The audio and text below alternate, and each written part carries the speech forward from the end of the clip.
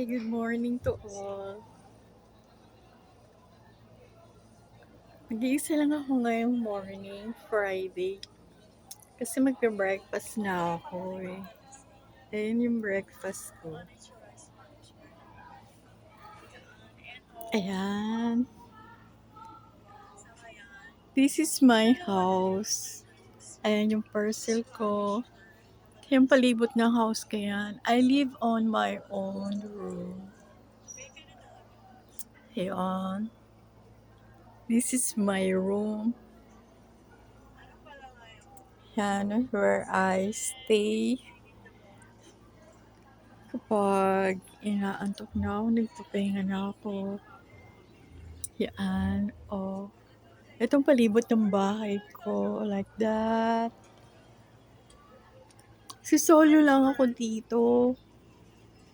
Yan ang breakfast ko.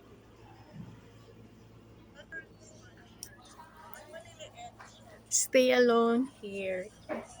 Actually, before, nag-work ako sa Delight, right? Pero ipo-first ko yun.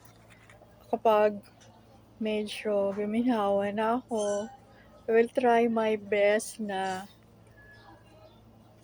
makabalik ulit sa work.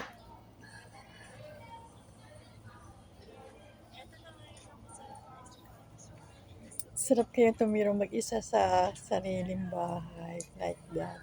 Talagang hindi mo maiisip na yung mga stress at saka problems, malalaman mo. Hindi.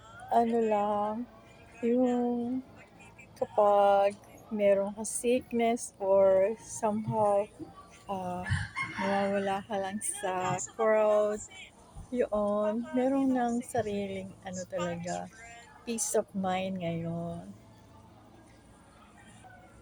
Yan, ang breakfast ko this morning. Happy eating to all of my friends.